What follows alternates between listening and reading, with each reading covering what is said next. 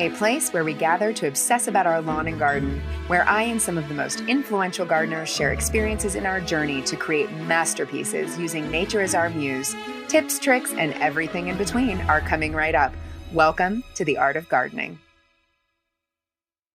Hello, and welcome to the Art of Gardening. I'm your host, Melissa Lallo Johnson, and I am thrilled to introduce to you my very first guest, Kurt Wilkinson, the amazing gardener who has given me so much inspiration for my own yard and garden. And I am very excited to have you here. Thanks so much for joining me today, Kurt. It's a pleasure, Mel. It's there's been some teething problems, but we've made it. So let's start the process. Very good. Well, tell our viewers and listeners about where you live and what type of growing conditions you have, and then go ahead and tell them a little bit about yourself and what you're doing. Okay, so I live in Adelaide, South Australia, which is obviously in Australia. It is a very Mediterranean climate, so very, very hot summers. We can get up to 50 degrees centigrade, which is well over presumably 120 degrees Fahrenheit at times in summer, and so it is very, very harsh.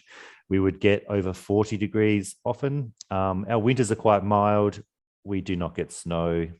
Sometimes I'll get some frost. In other areas, you will get frost and maybe just the tiniest bit of snow every now and again. But so that very heavily controls how I garden. And that has changed and evolved over the last 10 years because I was very much, my profession or job is a professional gardener. I maintain gardens and try and bring them up to a very high standard. And then that's in Adelaide, where the conditions are a bit milder and protected, whereas I'm in a very exposed site, probably about 40 kilometres out of Adelaide, the city. And I bought this property a bit over 10 years ago and thought, fantastic, I'm just going to go for it. But nature decided otherwise. And I failed for a very long time, and it was very hard to cope with because I think I'm a very good gardener. And when things don't work out as you think, it is very hard to handle. And having said that, I think many gardeners all around the world, I'm sure you have this too, Mel, where you come across these challenges that you never were expecting to have to face, and just curious as to why a certain plant or numerous plants don't survive. You think, this plant should grow, and it doesn't. And I had that problem in spades, and so it completely changed the way I garden, from being very, very formal, very controlled. All my clients, it's like, try to keep not a leaf out of place, that kind of thing. Very, very high level, intense, high maintenance, lots of energy inputs. And I just found I couldn't do that at my place. And my place is 3 acres. It's very large and continues to get bigger. And so I just sort of went down this process or a journey where I just kept on just learning, really, and changing my point of view and how I go about gardening. And now it's just chaos. It's it's out of control. Chaos. So yeah. So one thing I want to touch on, you're one of the very first people, or the only person, that really kind of introduced me to wild gardening. And when I would look at your pictures and look at your posts and the videos, I love when you post the videos kind of panning.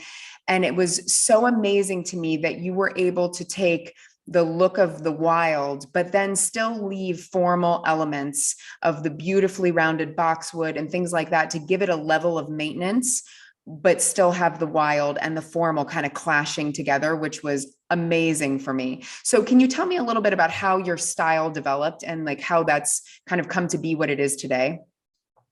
Well, I suppose I've been in transition for a long time. And so when I started the garden, I trialed a number of plants because I can't grow the same plants that I use to make formal structure in Adelaide, because the conditions are just too harsh. And even then, I knew the conditions were going to be harsh, and I thought I allowed for it, and I still didn't allow enough for the conditions. And anyway, so I trialed a number of native plants to get the same effect.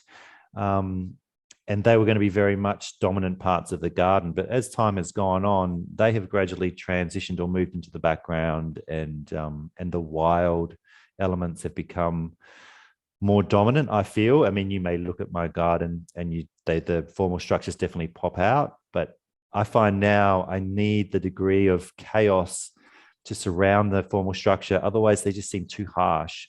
I see formal gardens now where people just have formal structure everywhere. I just find it just too harsh or too clean. I feel like I want them to be dressed. I want them to be dressed in the wild elements or loose, chaotic elements. And so that's where I push harder and harder. I suppose I've seen so many formal gardens. I have made so many formal gardens and formal structures that it just doesn't really interest me to the same extent than it did before. And so I will use them as an element, but I'm much more interested in experimenting, and I come up with an idea, and then it's a matter of, well, how far can you push that idea? How far can you push an idea before it gets broken? And I keep trying, but I haven't been able to break the sort of the idea of the garden that I like, and it's very subjective. So I realize people may look at my gardening style and taste and just go, "What are you doing?" But it's all for me. It's I just love it. I'm obsessed. I'm obsessed with gardening, and I just love it. Well, and that's the thing. It's definitely your style. It's very unique. And that's what, immediately made it so attractive to me, was how different it was from the way that we garden. Like you said, it's so formal most places you go, and everything has to be perfectly in place.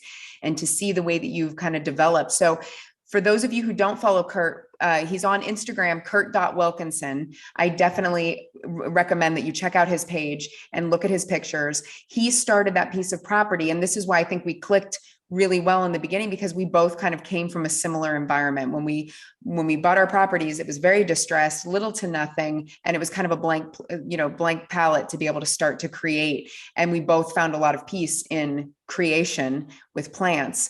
And so if you look back into a lot of his different posts, you can see some of the before and afters, which I love when you do that, because it was literally a dirt mound when you started the one area of the yard. So when you started with that, can you tell us a little bit about the plants that you kind of trialed, and how did you find those plants? You've given me really incredible advice over the years about keeping a shovel in the trunk.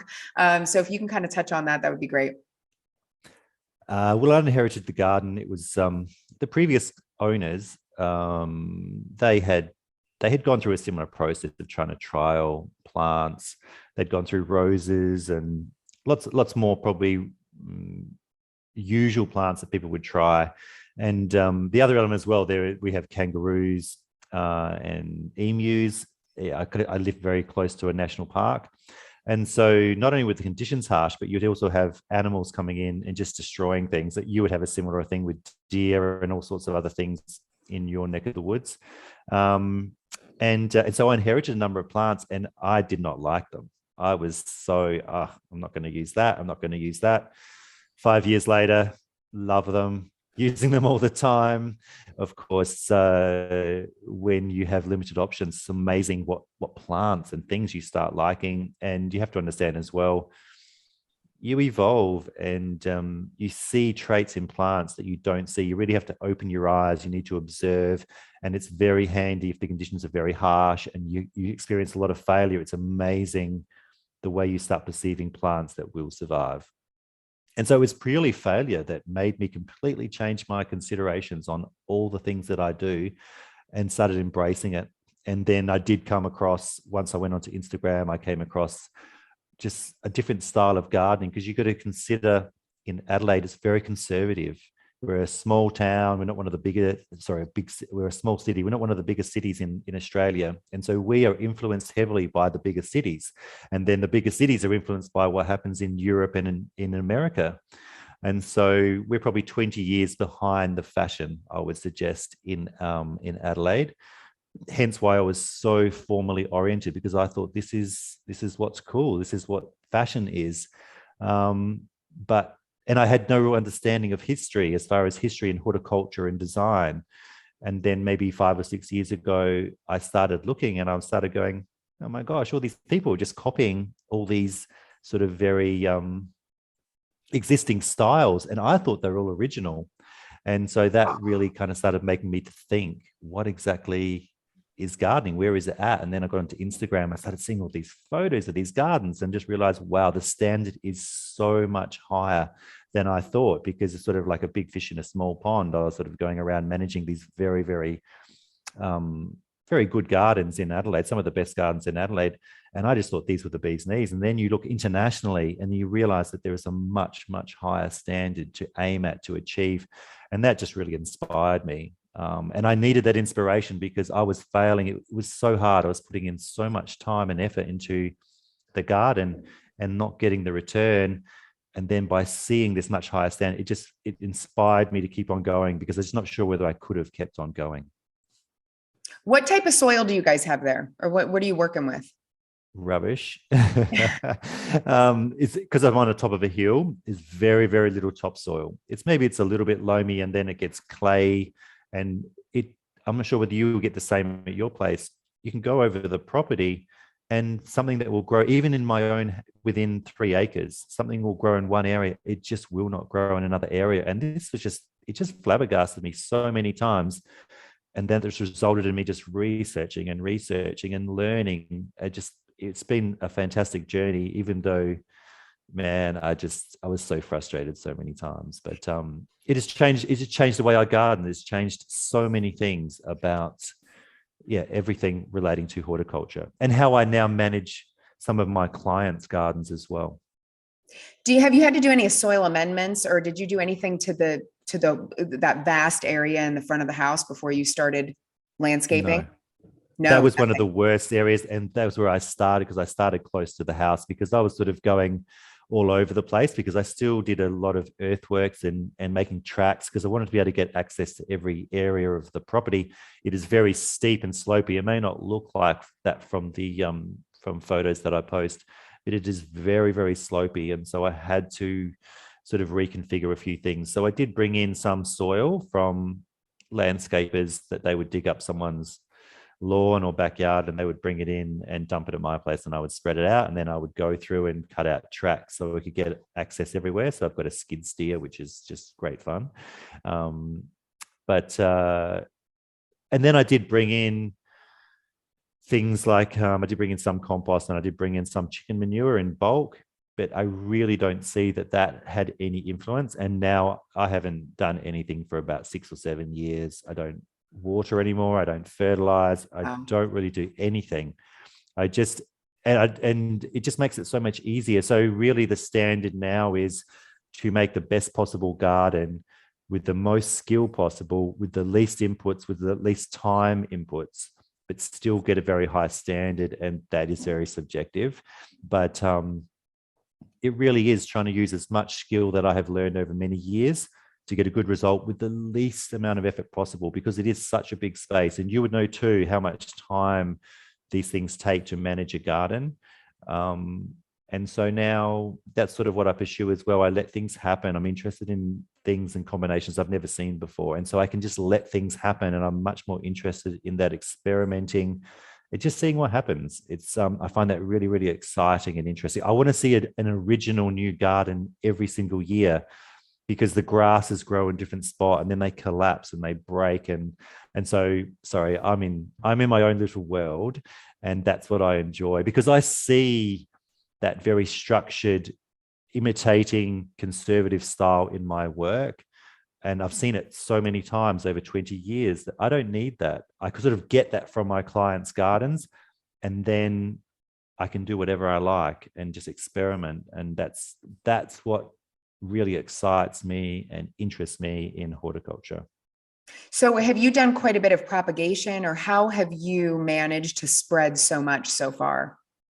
When I inherited a small amount of succulents, and then I didn't really want to use too many of them. And so then every year I would just like break off every single one of them.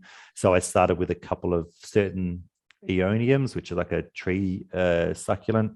And then now I've got thousands. So every year I would just break them all off. And even then I was still very conservative. I was like, I don't want too many of these certain plants, because I wanted to use these plants that are more fashionable and whatever. But every time I tried them, they would fail. And so gradually the numbers, because every year they would grow, and so you could break them off, and I would just stick them in the ground. Like, I am the laziest, slackest gardener you have ever seen, because I have tried so many seeds, other things, propagating, and it's all failed. And so I just keep on just making it more and more simple. And the area is so big that you can't be too fussy. You have to just And I only plant in winter. I do not plant at any other time because that's when the conditions are mild enough and something has to establish before summer. And then it's on its own. And if it dies, good, get it out of the system. So I am sort of going through this evolution selection process, and hence why it's probably taken me so long. But now I think I could do the same thing in probably 3 to 4 years as opposed to 10 to 11 years. Because I just know you can just cut out so many of the failure points. It really is using your time and energy. Sorry. Yeah, absolutely. And you taught me that was there were a couple of times I know I'd sent you messages about different areas and pictures of different things. And that was really one of your responses was, if it doesn't cut it, like stop fighting with it, you know? And I found myself spending so much time and energy focusing on all the problems instead of letting the problems get out to make way and just experimenting with new things and bringing new things in and what would thrive and what didn't thrive. It does definitely make things a lot easier, but I don't think that's the American way. I think the American way is like, I spend the money on this, I'm going to put it in my yard and it's going to grow and I'm going to make it grow. And then you end up struggling and fighting and fussing when things just don't grow the way you want them to grow. And I feel like when you put your hands up and you say, okay, let's try something else, that's when you're able to build out larger pieces of property easier, like you're saying, with not fighting. Yeah. It is hard because that is the way gardening has been for so long. And it's not just an American thing, it's an Australian thing. And it's very much the fact that I think we are sort of garden obsessed. So we're a little bit different to the average public. And what you'll find is that I realized this maybe a couple of years ago, that like with the gardens that I maintain, there's a lot of monocultures, there's a lot of structure, like formal structure. And so it requires a lot of inputs. It requires a lot of energy. You're fighting pest and disease all the time. Whereas what I found with my place, the more you let it go and the less you're inputting things, you can stand back and you can consider the garden. If you're not having to spray for pest and disease, spray nutrients, things like that, you step back. And so, of course, I'm obsessed. I take photos of my garden constantly. But it's the considering what you have and making it better, rather than spending all your time just fighting. And so you never actually get to the time to sit back and consider, what is it about the garden that you love and what elements that you like and what combinations. And it just creates a completely different flow, as opposed to just trying to fight this thing all the time and fighting nature. Nature will usually win. Eventually, it's only while you keep on pumping in the pesticides and the herbicides that you can keep this thing going, but it's already such a compromised thing. But anyway, if people wish to do that, they should do that. But I don't think they realize what a challenge they are actually taking on. So anyway, that's just absolutely. And that's one thing I've learned in the last, couple of years is trying to control Mother Nature. Nothing will control her. So trying to do things like the herbicides and the pesticides as a young gardener, I was just kind of like, it'll be fine. I'll do it. It's going to take care of the problem right now, until I received my first big dose of, thrips on the property. And what has what has taken this problem away and made it really good for me was the fact that I did not, they would come in every year and say, well, we can treat your beds. We can spray the beds with pesticides so that you don't have to worry about the aphids and the spider mites and any spiders. And I said, that sounds great, because there's lots of things. We're on a tree line. There's lots of things in the garden. And so they were spraying every spring. It would start and carry all through. Well, it killed all my beneficial insects. So when the thrips came around, the thrips will adapt to many chemicals. So I could not control them. This is now going into my 3rd year of dealing with this. They made it through my entire property. This is the first year I did not treat with any pesticide, and the problem has seemed to resolve itself. And I've got tons of different beneficials that are everywhere that are taking care of the problem for me instead of me trying to control it. So that really opened my eyes to gardening. This was a huge lesson for me. It makes it so much more fun. And so not only are you working with nature, and I'm not at some ideologue as far as just green, because sometimes maybe you need to manage something. Sure. But it's good to have many sort of options open to you. And as a side note, when you get these outbreaks of pest and disease, it's nature trying to actually remove that plant from the environment. These things are there to actually sort of get rid of the weak and sad plants so that the better plants will survive. And unfortunately, in horticulture, we are trying to keep too many poor specimens alive because we love them, because we're growing something out of its range where it's not photosynthesizing to its peak. And we are trying to keep them because we love them. Whereas nature is sending everything in its power to try and actually remove that from the system. And so and here we are just trying to tinker away, trying to keep these things alive. And it's just, I think it is such a waste of energy and time, but people love it. I know it's an element of horticulture. It's like the skill of, I can keep this plant alive, which would never grow here, but I can play that game. And that is definitely a skill. But I think after a while, unless you're an absolute expert, it just becomes too hard. It's exhausting. And that's what happened with me. I mean, I was so frustrated last year of having to constantly go out and spray and constantly go out and take care of this every single day. I had to do it and then, I just eventually you give up, it's just too exhausting. And then they just, you don't even get to enjoy the garden. No, you don't. And you don't even want to go in it. Yeah, you don't even want to go in it because you don't want to see it be destroyed. So luckily, this is now, I think it's under control. I had to deal with, one of the tips that I give to people here is if you're having an issue that's above and beyond where you're able to get help, I called the Department of Agriculture. I called the Missouri Department of Conservation, and I was able to talk to them about the issues I was having and then come up with a plan. So, and that's for another episode, but it was a plan, very simple, that I was able to take on in the spring when I noticed that they were here. And ever since then, I mean, fingers crossed, it's been, smooth sailing. So you should have phoned a friend. You should have called me. I know, right? Well, I've been so scared to say anything, like, knocking on wood every time I talk about it. We need to talk. We'll talk later. I've got more ideas, but anyway. Sorry. Well, tell me a little bit about one of the other things that you introduced me to was Pete Oldoof and studying his plantings. And one of the things that is very prominent in your garden is the year-round interest. Tell us what that is and why it's so important. Well, I want to be in the garden and enjoying it every single day of the year. I mean, I spend so much time in it photographing. And it was definitely Pete Oldoof, seeing his work on Instagram and then pursuing and looking on YouTube to see videos. And I had just never seen gardens like that. I was so naive. And that was probably only 6 years ago that I started seeing this. And it was just like an emotional connection. I had just never seen gardens so beautiful before. Like I was saying, I was very much cocooned in Adelaide and what I considered to be, really good gardens in Adelaide. And now I just see that there's so much more to gardening. And so it just inspired me so much. It's so important, I think, in any field that you come across people that just inspire you to reach such a higher standard. And if I hadn't seen that, there's just no way I would be where I am now and just keep on pushing to come up with new ideas and to see new things. And so Pete Oldoof was such a massive influence.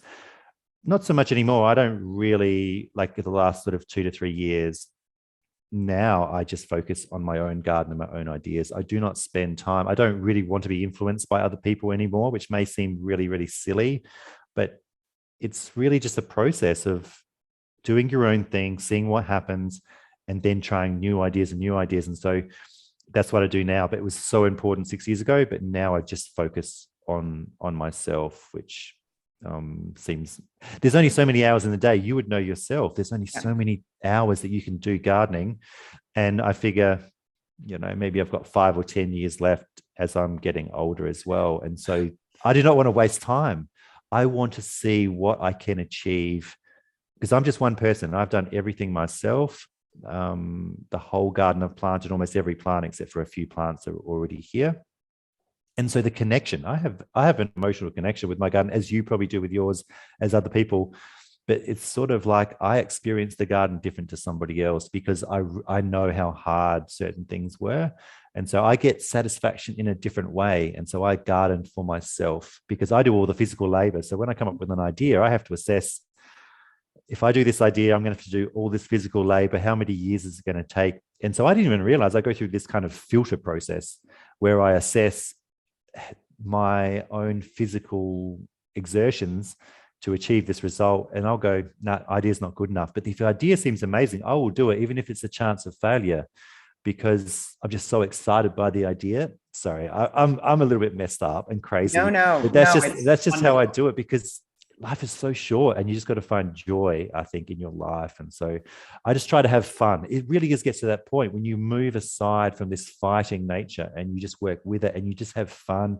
And then it's a surprise. It's like, we're just going to do these things and let's just see what happens, and then just enjoy that. And maybe you tweak it or you push this idea a bit harder, and it just makes, I don't know, it makes everything so much more fun to it's playing. You just play in the garden. You don't, I think so many people, they look in magazines, they look in books, they get this, I want to make that. It's really quite hard. It's much harder than you think, unless that environment is exactly the same as yours. Gardening can be really quite difficult, especially when you're trying to achieve a high standard. If you just, I don't care, maybe that's easy. But as soon as you want a really, really good garden, it is hard. It is challenging. Anyway, sorry, I won't try not to get off track, Melissa. No, you're fine. You're fine. What's your favorite plant to use that you have around the property? Like what, or what's evergreens? Like I know we've seen, and let's touch on this for like a minute, Okay. because one thing I want to note is for everybody to know that you are a phenomenal topiarist. And if you can explain a little bit about what topiary is and kind of give a little bit of a crumb for that, we are going to have you on again soon in the next few weeks to discuss all of your topiary business and how you sculpt these magnificent creations in these gardens. But can you kind of give a little bit of information? Sure. So that was definitely my expertise, and I wonder how much that has influenced the way I design now, because even though I try to leave it very, very loose, there is that element of controlling plants that I think sort of carries over. But so certainly I experimented with a number of native plants to use as topiary elements. And it's very, very important, because when you make a topiary, you're taking so many risks, because you're going to invest all this time and effort into this plant to turn it into whatever shape you want to do. And if it dies after 5 or 10 years or 15 years, you've wasted that investment. And people don't realize how risky topiary is. And I've got to try and stay away from talking about it too much. But I think when you do use topiary in your garden, they should be used in asymmetric ways. As soon as you use them in symmetrical ways, if one dies, the whole design fails. And I look at people's designs and the way they use topiary, and I just think it's very, very risky when you use them in symmetrical ways. And so I'm always interested in using them asymmetric ways, making them trail, making them do something interesting. I think people rely too much on a topiary to do all the heavy lifting. And I just don't think that's the way to go. And I only think that because I've spent 20 years managing them. I've done over probably 10,000 balls or domes or whatever. And so I've just learned so much. And so now I'm very, very critical as to how topiary should be used. I don't think people realize the risk they take when they use them. And sorry, get back to the question. Have I answered the question exactly? Because I've got off track already. Oh, I've lost audio. Have I? Oh, no, you're good. You're good. Oh, sorry, yes, I can hear you. We only have a couple more minutes. So that's a great, and topiary, for those of you who don't know, is, the rounded boxwoods, the shapes in the garden that Kurt is known for. So definitely check out his Instagram page, kurt.wilkinson. How else can we find more about you, learn more about you? I know you've been written up in a couple of different things, some videos. How can our audience learn more about you? I suppose you can search on just in Google. There was did a gardening TV show a couple of years ago, just a short segment, and there's a few other bits and pieces, and there's some more stuff coming out soon at some point with some other media and books and things like that. And so there's some, but not too much. But no, we'll have a few more chats, Melissa. We can talk and get very technical on topiary and so many things. I can talk rubbish for a very long time. Well, that's what these crazy gardeners want to hear. So we're all for it. Okay, so fantastic. let's go ahead and wrap it up, I want to just give a reminder to engage. If this podcast has been something that has taught you or that you've enjoyed, please make sure that you show a little bit of love. It is a rough world in the social media environment these days. So we do need that subscribe, like, send, comment, save, whatever you can do to show a little bit of love. We would appreciate that. So thank you so much, Kurt, for your time tonight. And we will definitely be back in touch with you soon and bring on some more wonderful information. Thanks for the inspiration that you've given me. And I hope everybody checks out your page and is able to be inspired by your work as well. So thanks again. Sure. Thanks, Mel. Have a good night. Bye-bye. See ya.